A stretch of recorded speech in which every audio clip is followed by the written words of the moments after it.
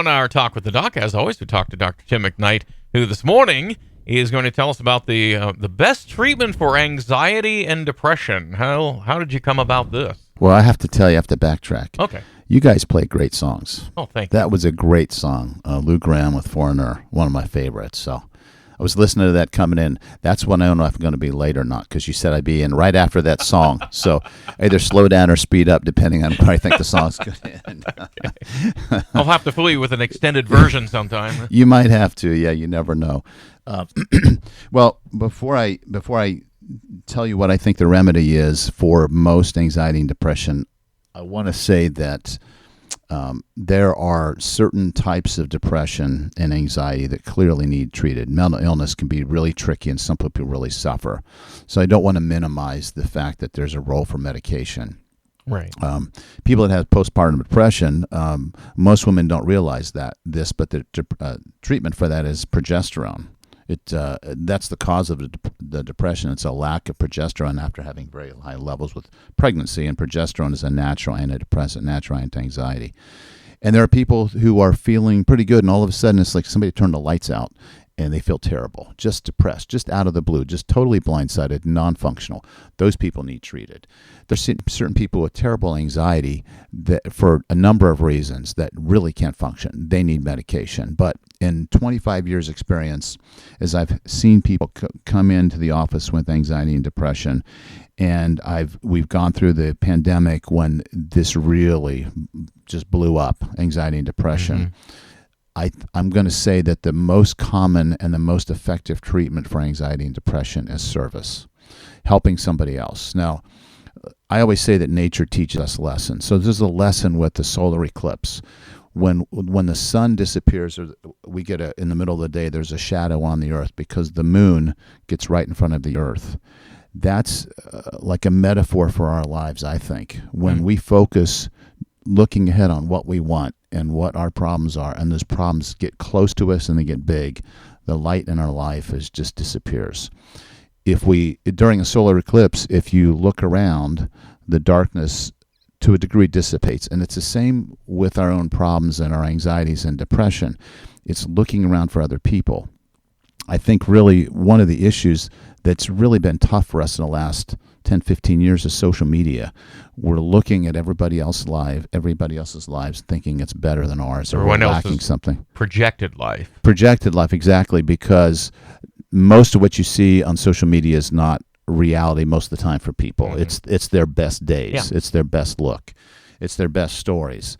And I've been tempted to post something sometime on social media when I'm laying in bed just before I get out of bed in the morning, with bedhead and just looking tired and awful, and and let people know that's the real me. I never want to project the image that I'm somebody that I'm not. Mm-hmm. And I think many of us struggle with not measuring up.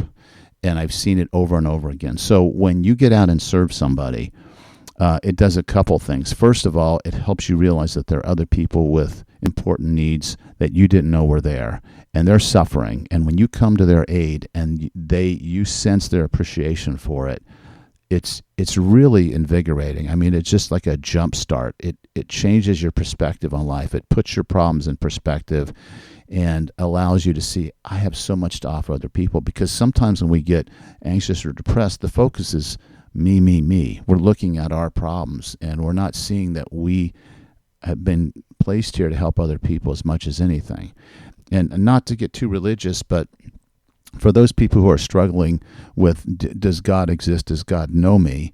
I think if you have a simple prayer every morning and you say, God, lead me to somebody that I can lift or bless or serve today, and then just look for opportunities. I can guarantee you by the end of the day, you'll be able to look back and you say, gosh, I texted this person, had no idea that text would make a difference or an impact, or a phone call to somebody, or just a smile and maybe a short conversation with a clerk at the store to brighten their day. It's a beautiful shirt you got on, whatever. And then there are the other things that we can do that are obviously more intentional. 2 weekends ago, I was in Kentucky. They had terrible floods 3 weeks ago. Yeah, historic flash floods. I mean, the water, there was like 10 inches of water in a short period of time. The water level, when I talked to these people, the river was cresting, at 11 o'clock at night. It was a bad summer storm. They went to bed thinking, okay, it's a storm. It'll pass. 2 hours later, the water was in their houses. It had risen 15 feet, and they had no idea. One lady, she was in her 80s. I talked to her sister and her daughter. She heard the alarm go off on her phone that there was a flash flood warning. It woke her up. Their power was out. She stumbled into her kitchen with her walker, and she thought, this is odd. My feet are squishing. Why are my feet squishing? Well, there was water on the carpet. She walked back to another bedroom in the house, opened the door, and the water knocked her down. She hurt her leg in the process, had no way of reaching or calling for help, sat on a bar stool in her kitchen in the dark for the rest of the night as the water rose from her ankles up to her knees and higher, wondering if she was going to drown or perish in this flood. She ended up cutting her leg, sat in this filthy water, and had a bad infection in the hospital for a week, almost lost her leg, lost her house. The house was totally destroyed. It was a house that she and her husband had spent 61 years in. And when you hear these stories, they're heartbreaking. Another heartbreaking story was a young couple with an 8-year-old daughter, a 6-year-old, a 4-year-old, and a 2-year-old. They were in a trailer down close to this little creek that rose. Middle of the night, the water's filling up their trailer. They can't get help. They get on top of the trailer. They're standing on top of the trailer, and the parents are trying to keep these kids together. And all they had was an extension cord. So they tied the kids together with an extension cord, and they held hands, and they waited, and they hoped for help. Well, help didn't come, and the trailer just collapsed, and now they're being rushed down this stream, the 6 of them in the water, going to perish. They come across a tree, and they grab onto a tree, and they're holding on to this tree for dear life. All 6 of them, for 8 hours. Can you imagine these little kids tied together with an extension cord? Their parents screaming that it's dark, scary, and finally, when dawn broke, another wave of water came, and the children started to be pulled away down the current. And so the mother grabbed for the only thing she could grab for. She grabbed for her oldest daughter's ponytail. She's holding the ponytail, and as this currents flowed, she realized, there goes the 4 kids. I've got my daughter's ponytail in my hand with her scalp, and the kids are gone. And so she and her husband let go, and they figure, we're going to go find these kids, or we're going to die with them. They almost perished. Somebody came to their rescue and saved them, but the kids were found 3 days later. They had all died. And these are just some of the stories that you hear. And so our church had a relief effort. We were trying to get 80 people locally to help out. We had 130 people show up with people from other congregations, and we had a tent city. We pulled into Martin, Kentucky Friday evening, set up our tent, and there was maybe 20 tents around the periphery of this field. The next morning I got up, and the place was packed with tents. There was over 1,000 people there going to the aid of these people. And it wasn't about us. It was about these people, their stories and their lives. And some of them had waited for 3 weeks for any help. We were the first help with almost every family we went to. And the stories they told and the tears they shed and the appreciation they had for us just made us feel compassion for these people, love for them, gratitude that we could be part of this effort. And it was kind of neat because at the end of each work session, we gathered for a group picture with these families, and we said a prayer.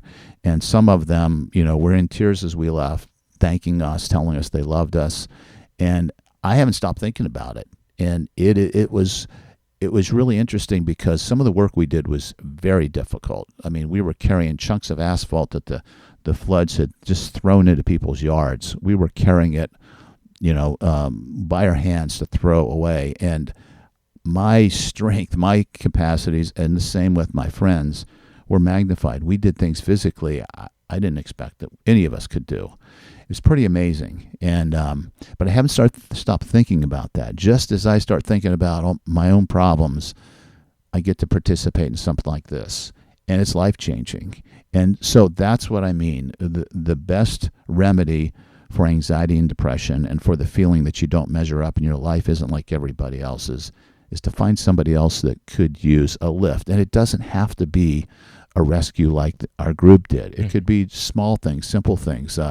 I've enjoyed paying for somebody's meal at the hospital behind me, or somebody behind me at a fast food restaurant. They don't even know who I am, but it's a good feeling. You're lifting somebody else, and I get emotional thinking about it. But it's so healing to be able to do that, and it doesn't require medication. But again, I want to say that there's a time when you need medication. There's a time when you need professional help. But most of us, in my experience, most of the people I see with anxiety and depression, they're suffering because they just don't feel like their life measures up to everybody else, and it's not turned out the way they want. Yeah. There may be a chemical change just through service, don't you think? Oh, absolutely. I'm sure there is. Dopamine is one of the chemicals in the brain that makes us feel good, makes us feel happy.